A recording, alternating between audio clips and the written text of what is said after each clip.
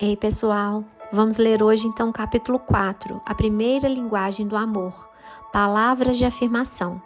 Mark Twain disse certa vez: um bom elogio pode me manter vivo durante 2 meses. Se tomarmos suas palavras ao pé da letra, 6 elogios por ano manteriam seu tanque do amor em nível operacional. Sua esposa, porém, provavelmente precisará de mais do que isso. Uma forma de se expressar um amor emocional é utilizar palavras que edificam. Salomão, um dos escritores da Bíblia, escreveu: a morte e a vida estão no poder da língua. O que bem a utiliza come do seu fruto. Muitos casais nunca aprenderam o tremendo poder de uma afirmação verbal mútua. Mais tarde, este rei acrescentou: a ansiedade no coração do homem o abate, mas a boa palavra o alegra. Elogios verbais e palavras de apreciação são poderosos comunicadores do amor. São os melhores comunicados em forma de expressão direta e simples, como: você ficou tão elegante com esse terno, você está muito bem com esse vestido, ninguém faz essas batatas melhor que você. Querido, muito obrigada por ter lavado a louça para mim esta noite. Muito obrigado por pagar mais um dia de faxineira essa semana. Quero que saiba que estou realmente grata. Muito obrigado por ter feito um jantar tão gostoso.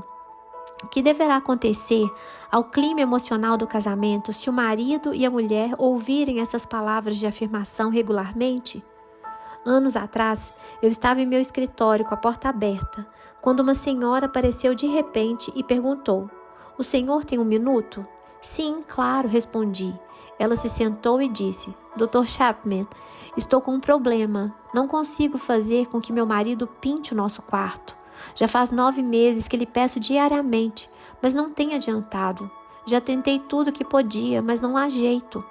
Meu primeiro pensamento foi: minha senhora, parece que você bateu na porta errada. Não temos pintores aqui. No entanto, virei-me para ela e disse: fale-me sobre isso. E ela começou a contar. Bem, sábado passado foi um grande exemplo. Lembra-se como o dia estava lindo? Sabe o que meu marido fez o dia inteiro? Lavou e encerou o carro. E o que a senhora fez? Fui à garagem e disse: Bob, não consigo entendê-lo. O dia está perfeito para pintar o quarto e você está aqui lavando e encerando o carro. E seu comentário deu certo? Ele foi pintar o quarto? Não, o quarto encontra-se do jeito que estava, sem pintura. Não sei mais o que fazer. Deixe-me fazer-lhe outra pergunta. A senhora é contra carros limpos e encerados? Não, mas quero que meu quarto seja pintado. A senhora tem certeza de que seu marido sabe que a senhora gostaria que ele pintasse o quarto? Estou plenamente convicta. Tenho pedido isso a ele durante 9 meses. Deixe-me fazer-lhe mais uma pergunta. Seu marido faz alguma coisa bem feita? Como o quê? Coisas como recolher o lixo, limpar os vidros de seu carro, colocar combustível no automóvel, pagar a conta de luz, ajudá-la a vestir um casaco, etc. Sim, ele faz bem algumas dessas coisas. Então tenho 2 sugestões. Primeira, nunca mais mencione a pintura do quarto. Esqueça e jamais fale com ele sobre isso. Ela olhou para mim e disse: não vejo em que isso pode ajudar. O objetivo do amor não é você conseguir algo que deseje, mas fazer alguma coisa pelo bem-estar daquele a quem ama. No entanto, é fato que, quando recebemos elogios, dispomos-nos mais a retribuir a gentileza recebida. Escute, você acabou de dizer que ele já sabe qual é o seu desejo. Gostaria que ele pintasse o quarto. Não é mais preciso dizer-lhe isso, ele já sabe. A segunda sugestão é a seguinte: na próxima vez que seu marido fizer alguma coisa bem feita, expresse isso a ele verbalmente, elogiando-o. Se ele levar o lixo para fora, diga-lhe algo como: Bob, quero que você saiba que sou muito grata por ter levado o lixo para fora. Não diga jamais: se demorasse mais para levar esse lixo para fora, as moscas fariam isso por você. Quando ele pegar as contas para pagar, diga algo como: obrigada por pagar nossas contas. Há maridos que não fazem isso e quero que saiba que sou realmente muito grata. Todas as vezes que ele fizer algo de bom, elogio-o. Não vejo como isso pode fazer com que ele pinte o quarto. A senhora pediu meu conselho, eu o dei. Faça como achar melhor. Ela não estava muito satisfeita comigo quando foi embora. 3 semanas mais tarde, ela voltou ao meu escritório e disse: deu certo. Ele aprendeu que as palavras elogiosas são realmente motivadoras. Não sugiro que use da bajulação para conseguir o que deseja de seu cônjuge. O objetivo do amor não é obter o que se quer, mas fazer algo pelo bem-estar daquele a quem se ama. É verdade, porém, que ao recebermos palavras elogiosas de afirmação, tornamo-nos mais motivados a sermos recíprocos e a fazermos algo que o nosso cônjuge deseja. Palavras encorajadoras. Elogio verbal é uma entre as muitas formas de se expressar palavras de afirmação ao seu cônjuge. Outra maneira, as palavras encorajadoras. O termo encorajar significa inspirar coragem. Em determinadas fases da vida, todos nós nos sentimos inseguros. Não possuímos a coragem necessária e esse medo impede-nos de realizarmos certos atos positivos que gostaríamos de concretizar. O potencial latente de seu cônjuge nestas áreas de instabilidade talvez espere suas palavras de encorajamento. Alison sempre gostou de escrever. Mais tarde, na faculdade, fez alguns cursos de jornalismo. Percebeu rapidamente que seu entusiasmo em redigir superava em muito seu interesse pela história, que fora sua matéria predileta. Já era muito tarde para que mudasse de faculdade, mas após se formar e antes de seu primeiro filho nascer, ela escreveu vários artigos.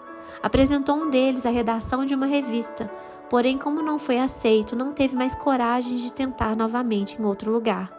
Agora, com os filhos já mais velhos e com um pouco mais de tempo, ela resolveu voltar a escrever.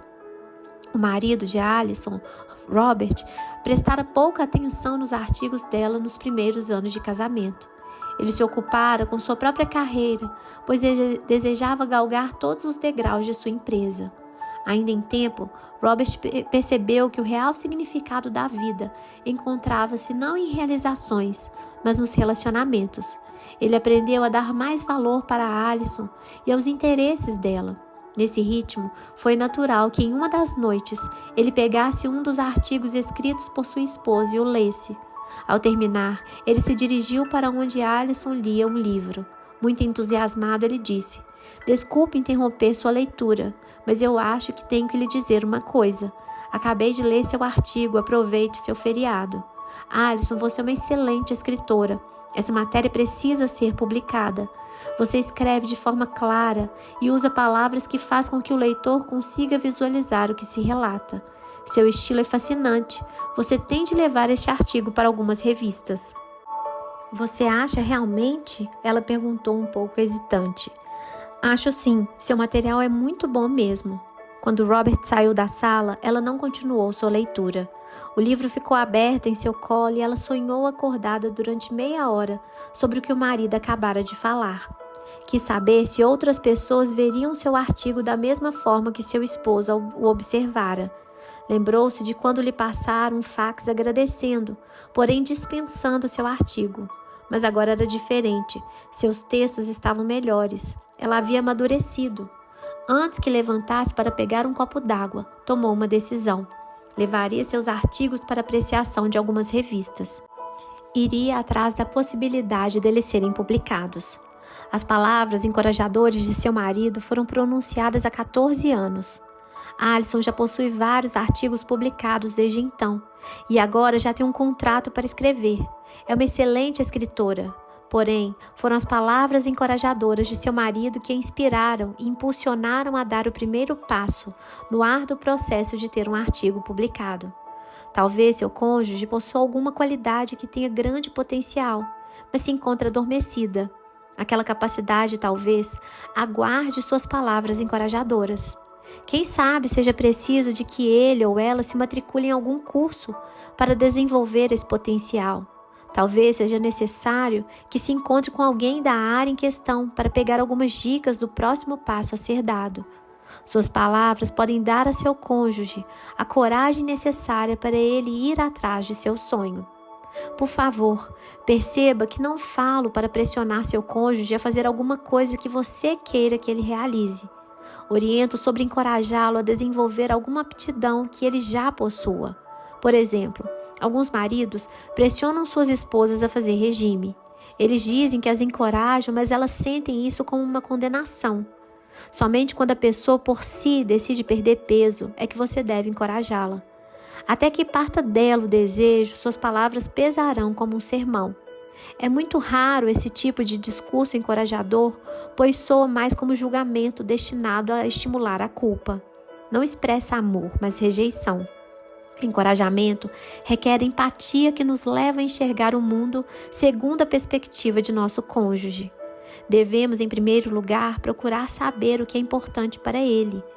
Se, no entanto, seu cônjuge lhe disser: "Estou pensando em fazer uma dieta neste verão", aí então você terá a oportunidade de transmitir-lhe palavras encorajadoras. Algo como: "Se você fizer isso, posso dizer-lhe que será um sucesso. Essa é uma das coisas que gosto em você. Quando coloca algo na cabeça, dá um jeito de fazê-lo. Se isso é o que realmente deseja, farei o que puder para ajudá-lo. E não se preocupe com o preço do tratamento, pois daremos um jeito em relação ao dinheiro." Tais palavras poderão dar coragem para que seu cônjuge ligue à clínica que promove aquela dieta. Encorajamento requer empatia que nos leva a ver o mundo da perspectiva de nosso cônjuge. Devemos primeiramente aprender o que é importante para ele ou ela. Aí então, seremos capazes de encorajá-lo. O encorajamento verbal comunica: "Eu sei, eu me preocupo, estou do seu lado, como posso ajudá-lo?" É uma forma de dizer que acreditamos nele ou nela e em suas habilidades. É dar crédito e louvor. A maioria de nós possui mais potencial do que poderíamos imaginar que tivéssemos. O que nos segura é que na maioria das vezes falta coragem. Um cônjuge amoroso pode ser um importante catalisador. É natural que seja difícil elaborar e dizer palavras encorajadoras. Talvez não seja sua primeira linguagem. Pode ser que para você seja necessário grande esforço para aprender a falar essa segunda língua. Isso será especialmente difícil se você tem um padrão de palavras críticas e condenatórias. Porém, posso assegurar-lhe que seu esforço será recompensado. Palavras bondosas. O amor é esplendoroso. Se desejamos comunicá-lo de forma verbal, devemos utilizar palavras bondosas. Isso tem a ver com a forma através da qual nos expressamos.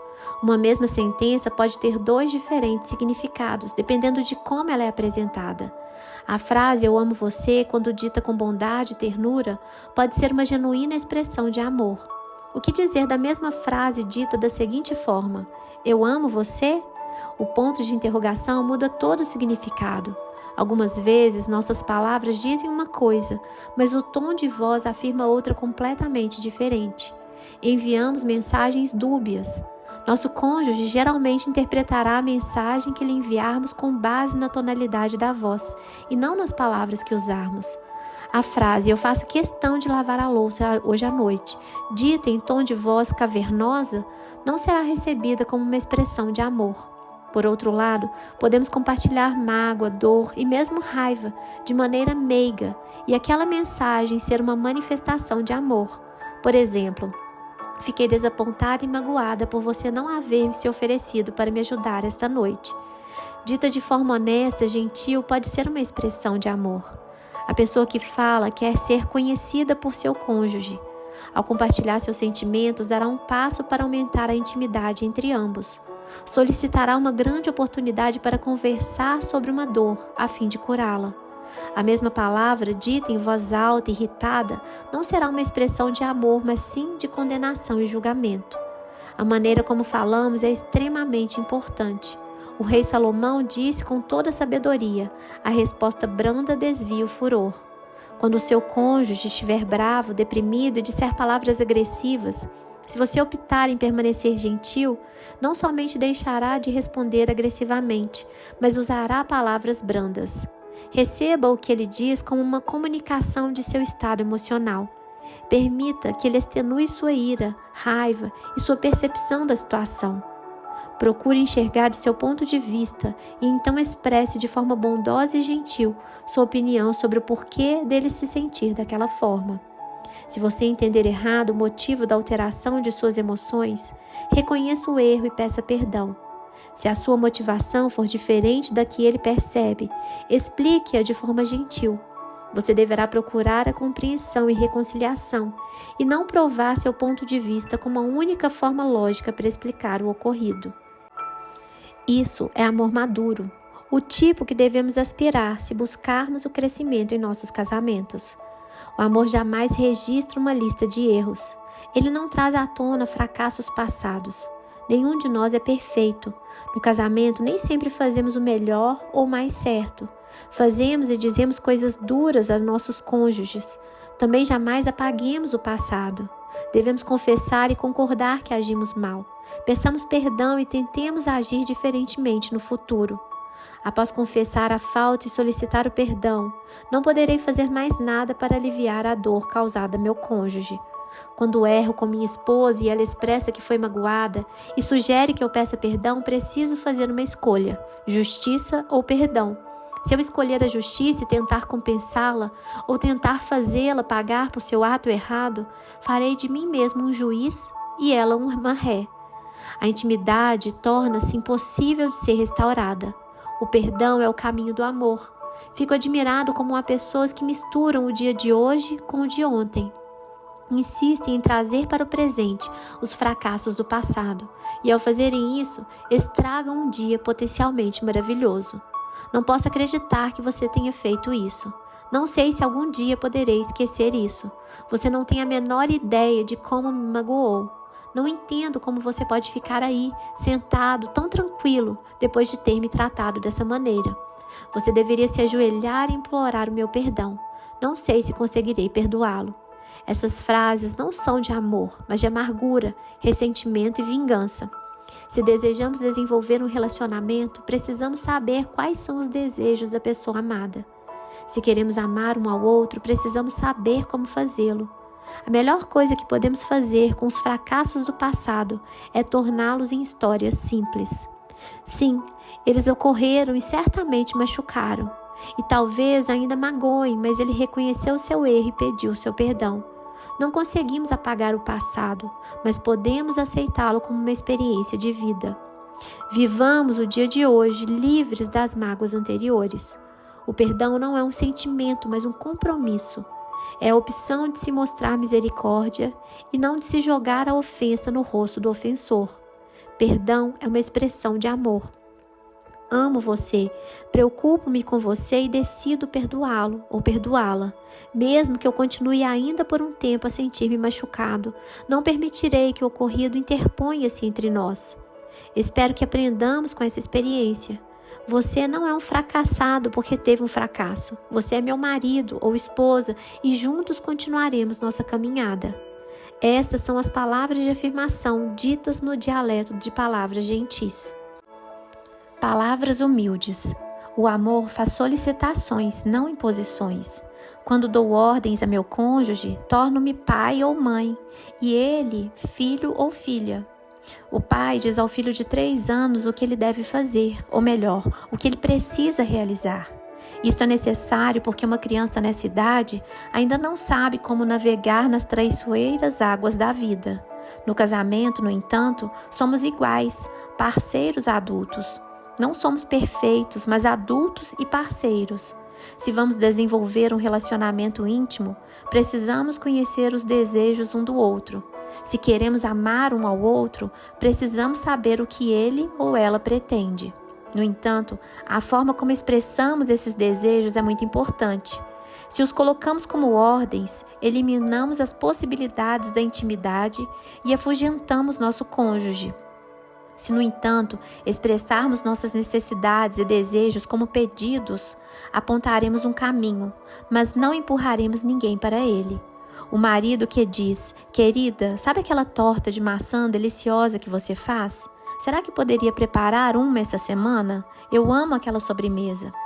Considerar uma dica de como ela pode expressar-lhe amor e, dessa forma, ambos crescerão em intimidade. Por outro lado, o esposo que diz: desde que nosso filho nasceu, você nunca mais fez aquela torta de maçã. Pelo jeito, vou ficar sem comê-la por mais uns 18 anos.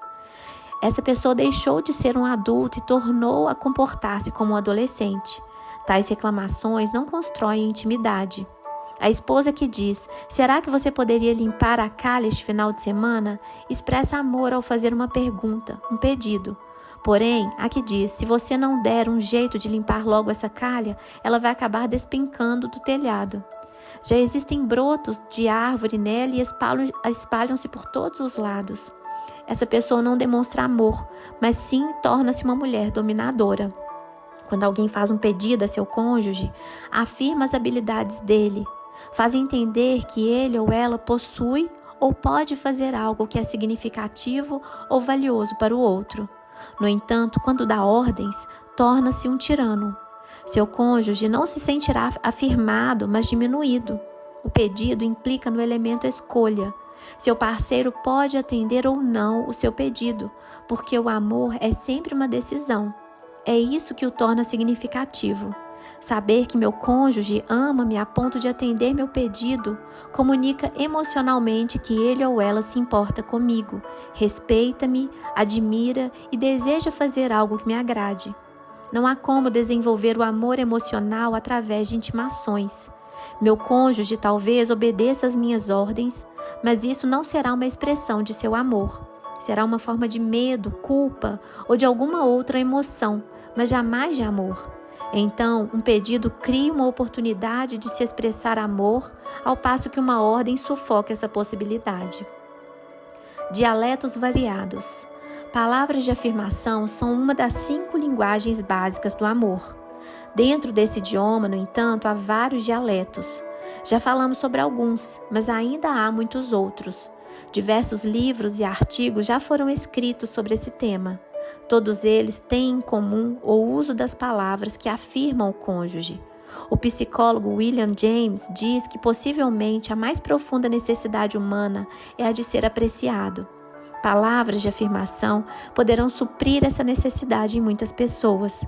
Se você não é um homem ou mulher que gosta de expressar palavras amorosas, se essa não é sua primeira linguagem, mas acha que é a de seu cônjuge, sugiro que adquira uma caderneta e chame-a de palavras de afirmação.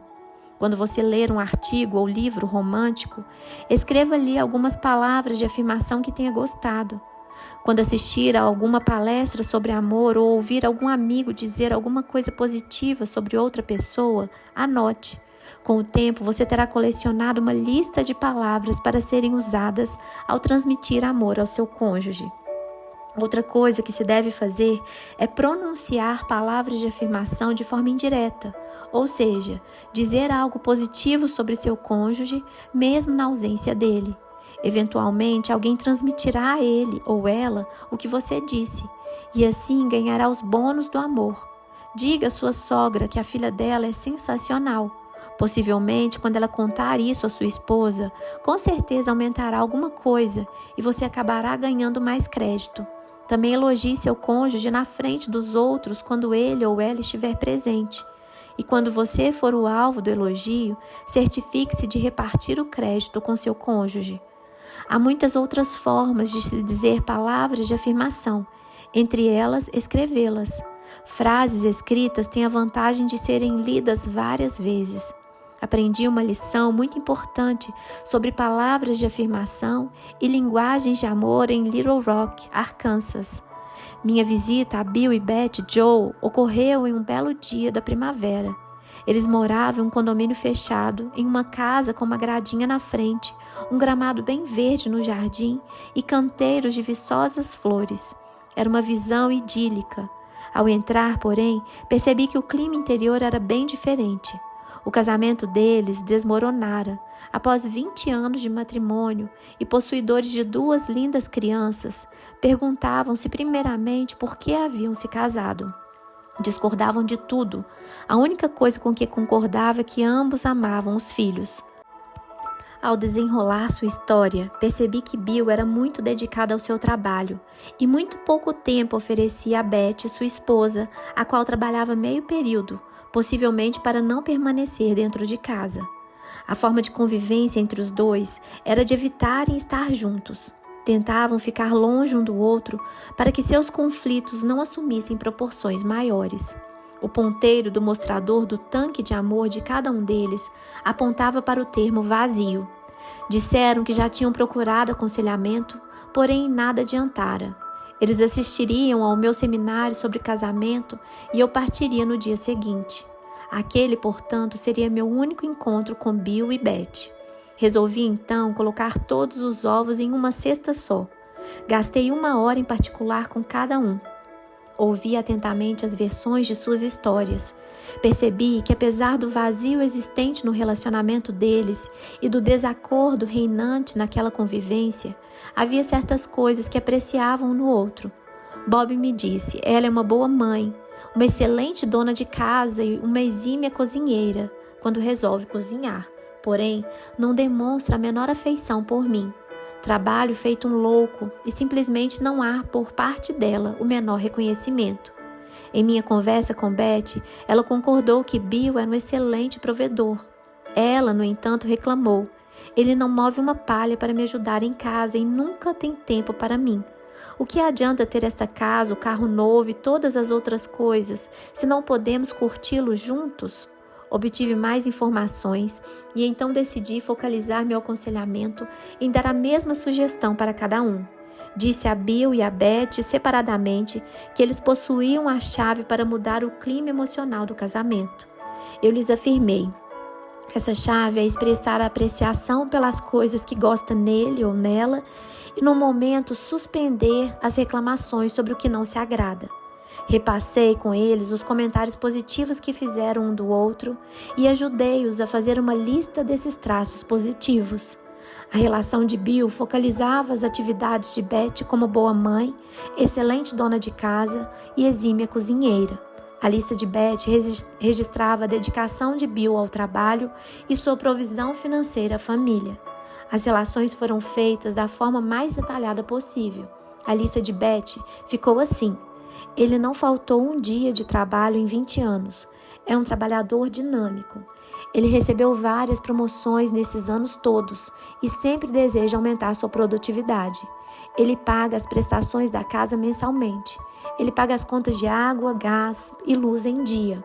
Ele nos comprou um carro novo há 3 anos. Ele corta a grama ou arruma alguém para fazê-lo semanalmente durante a primavera e o verão. Ele varre as folhas ou contrata alguém para fazê-lo durante o outono. Ele providencia bastante dinheiro para alimentação e roupas da família. Ele leva o lixo para fora nos dias de sua coleta. Ele me dá dinheiro para comprar presentes de Natal para toda a família. Ele concorda que eu gaste o dinheiro que recebo em meu emprego da forma que eu desejar. A lista de Bill ficou assim: ela arruma a cama todos os dias. Ela passa o aspirador na casa 1 vez por semana. Ela leva diariamente as crianças para a escola, depois de dar-lhes um bom café da manhã. Ela faz janta 3 vezes por semana. Ela realiza as compras no supermercado, ajuda as crianças a fazer seus deveres de casa. Ela leva e traz as crianças quando há atividades na escola e na igreja. Ela leciona para crianças pequenas na escola dominical. Ela leva minhas roupas ao tintureiro. Ela lava as roupas e passa quando é preciso. Sugeri que acrescentassem a essas listas coisas que percebessem nas semanas seguintes. Solicitei também que 2 vezes por semana selecionassem alguma atitude positiva do outro e elogiassem. Dei-lhes ainda uma recomendação, que se Bill a elogiasse e ela não respondesse com outro elogio, ele deveria simplesmente recebê-lo e dizer: muito obrigado por suas palavras. Disse a mesma coisa a Bill. Encorajei-os a proceder dessa maneira durante 2 meses, e se achassem que funcionava, deveriam então continuar. Se, no entanto, a experiência não ajudasse a melhorar o clima emocional do casamento, eles deveriam simplesmente encarar tudo aquilo como outra tentativa que não dera certo. No dia seguinte, peguei o avião e voltei para casa. Anotei em minha agenda para 2 meses depois ligar a Bill e Beth, a fim de saber o que acontecera. Quando lhes telefonei, já em pleno verão, pedi para falar particularmente com cada um. Fiquei impressionado ao notar que Bill dera um grande passo à frente. Ele percebeu que eu concedera o mesmo conselho à sua esposa, mas encarara tudo de forma positiva. Para falar a verdade, ele achou ótimo. Ela expressava apreciação pelo seu trabalho duro e pela provisão que dava à família. Ele disse: ela realmente conseguiu fazer com que eu me sentisse um homem novamente. Ainda temos muito trabalho pela frente, Dr. Chapman, mas acredito francamente que estamos no caminho certo. Quando conversei com Beth, no entanto, achei que ela dera um passo muito pequeno. Ela me falou: alguma coisa melhorou, Dr. Chapman. Bill elogia-me como o Senhor sugeriu e acredito que haja sinceridade nisso. Mas ele ainda não gasta nenhum minuto comigo. Trabalho o tempo todo e não tem uma hora para mim. Enquanto eu ouvia Beth, as luzes acenderam. Sabia que fizeram uma grande descoberta. A linguagem do amor de uma pessoa não é necessariamente a mesma da outra. Era óbvio que a primeira linguagem do amor de Bill era palavras de afirmação. Ele era um trabalhador dedicado e apreciava seu emprego. O que ele mais queria de sua esposa era que ela expressasse admiração por isso. Aquele padrão foi provavelmente estabelecido em sua infância e a necessidade de receber elogios ainda era premente em sua vida adulta. Beth, por sua vez, possuía uma carência emocional em outra área. Era-lhe agradável receber elogios, mas ansiava por algo mais, exatamente a segunda linguagem do amor. Anexo capítulo 4, a primeira linguagem do amor, palavras de afirmação. Conceito importante: elogios, palavras de encorajamento e pedidos, ao invés de ordens, afirmam a autoestima de seu cônjuge, além de criar intimidade, curar feridas e permitir livre expansão de seu potencial. 1. Separe uma semana para que seu cônjuge compartilhe seus sonhos, interesses e talentos. Ouça-o com empatia e tome conhecimento dos detalhes. Após colocar-se no lugar dele, encoraje-o amorosamente e sinceramente e ofereça-se para ajudá-lo a atingir seus alvos de todas as formas possíveis. 2. A convivência poderá gerar contentamento ou grosseria, nas mais variadas formas. Avalie algumas características de seu relacionamento na última semana. Sua tonalidade de voz esteve áspera, sua atitude sarcástica ou seu ponto de vista muito crítico? Sua observação tem estado mais nas falhas do seu cônjuge? Resolva essas questões e peça perdão. 3. Avalie seu estilo de relacionamento em termos de padrões de comunicação. Suas palavras refletem pedidos, sugestões e solicitação de orientação? Ou elas soam como exigências, ultimatos ou mesmo ameaças? Lembre-se de que escolha, liberdade de opinião e serviço voluntário são aspectos chaves do amor. Como você pode melhorar sua comunicação verbal com seu cônjuge? 4. Existe uma variedade infinita de formas de gentileza, intimidade e apoio que podem ser utilizadas na comunicação verbal com seu cônjuge. Como o texto sugere, comece a fazer uma caderneta de apontamento chamada de palavras de afirmação, na qual você deverá registrar formas positivas e criativas de elevar seu cônjuge, mesmo que seja nas menores coisas. Autoajuda e literatura inspirativa são muito importantes. 5. O casamento de Bill e Beth Joe melhorou tremendamente com uma simples estratégia. Cada um deles fez uma lista de coisas que apreciava no outro. Depois, 2 vezes por semana, elogiavam-se mutuamente com base em suas listagens. Faça o mesmo com seu cônjuge. Antes de começar, talvez seja bom dar mais uma olhada nas listas de Bill e Beth. Após o início dessa prática, a decisão a ser tomada é quanto à continuidade da mesma por 2 meses, conforme surgirem as oportunidades. Para discussão em grupo, o tópico para discussão é o poder da palavra e sua capacidade de determinar destinos de pessoas ou mesmo de nações.